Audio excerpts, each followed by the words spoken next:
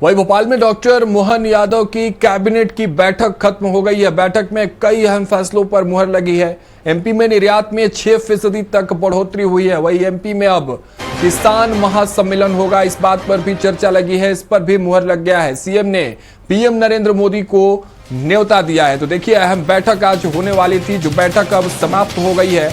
मोहन यादव के इस कैबिनेट में एमपी में निर्यात में 6% तक बढ़ोतरी हुई है, इस पर तमाम चर्चाएं हुई और एक अच्छी पहल आज देखने को मिली। इस पूरे कैबिनेट को बड़ा ही महत्वपूर्ण माना जा रहा था। और सबसे बड़ी बात, जिस तरह से लगातार मुख्यमंत्री मोहन यादव किसानों के लिए समर्पित नजर आ रहे हैं, किसान महासम्मेलन होने वाला है, उसके लिए प्रधानमंत्री को न्योता भी दिया गया है। इस बात पर भी आज कैबिनेट की बैठक में चर्चा हुई। उसकी रणनीति बनी होगी, उसकी रूपरेखा तैयार करने के लिए भी, उनकी तैयारियों में जुटने के लिए भी मंत्रियों को कहा गया होगा। यह अपने आप में एक बड़ा कार्यक्रम है। हमारे सहयोगी संदीप मिश्रा लाइव हमारे साथ जुड़ रहे हैं, तमाम वो जानकारी देंगे। संदीप, क्या क्या हुआ आज कैबिनेट की बैठक में? बड़ा महत्वपूर्ण बैठक था, मोहन यादव की अध्यक्षता में यह बैठक संपन्न हुआ है। क्या निकल के आया, किन प्रस्तावों पर मुहर लगी है? और देखिए राघवेंद्र, जिस प्रकार से मुख्यमंत्री डॉक्टर मोहन यादव ने मध्य प्रदेश के विकास का एक विजन रखा है, उसी के तहत उनकी जो कैबिनेट हो रही है, लगातार उसमें फैसले भी देखने को मिल रही है।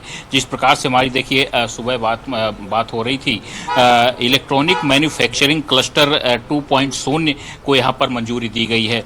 बैरसिया रोड पर 210 एकड़ में ये प्रस्तावित क्लस्टर को मंजूर किया गया है। इससे सैकड़ों और हजारों की संख्या में युवाओं को रोजगार मिलने की संभावना जताई जा रही है, यानी कि बड़ी उपलब्धि।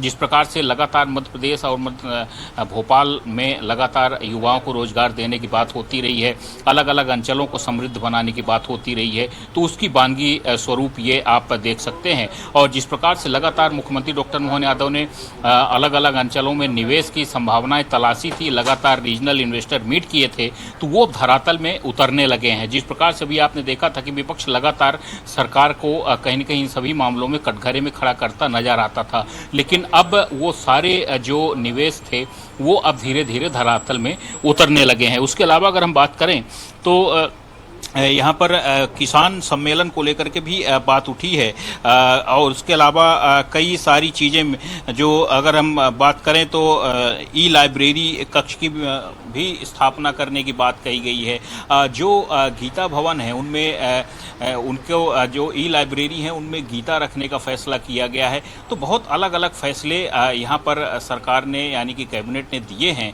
जो कि अब धीरे धीरे अभी आपको देखेंगे कि वो फैसले जब धरातल में उतरेंगे तो कहीं न कहीं उसका लाभ जनता को मिलने लगेगा। जी चलिए, बहुत बहुत शुक्रिया संदीप हमारे साथ जुड़ने के लिए, और आपने तमाम जानकारी साझा की किस तरह से कैबिनेट में आज बैठक में किन प्रस्तावों पर मुहर लगी। सबसे बड़ी बात उद्योग को लेकर, जिस तरह से लगातार निवेशकों को मध्य प्रदेश में बुलाने का दावा मध्य प्रदेश की सरकार कर रही है, उसको अब धरातल पर उतारने का समय है। और एक एक करके अब आने वाले समय में देखने को मिलेगा कि किस तरह से उसकी बानगी पेश करते हुए मध्य प्रदेश सरकार नजर आएगी। और सबसे बड़ी बात, किसान महासम्मेलन को भी लेकर वहां रणनीति बनी है। तैयारियों के लिए हो सकता है कि निर्देश दिए गए हों, क्योंकि प्रधानमंत्री आने वाले इस कार्यक्रम में अपने आप में यह बड़ा कार्यक्रम होगा, जहां किसान महासम्मेलन में किसानों को सम्मानित करने वाली है मध्य प्रदेश सरकार।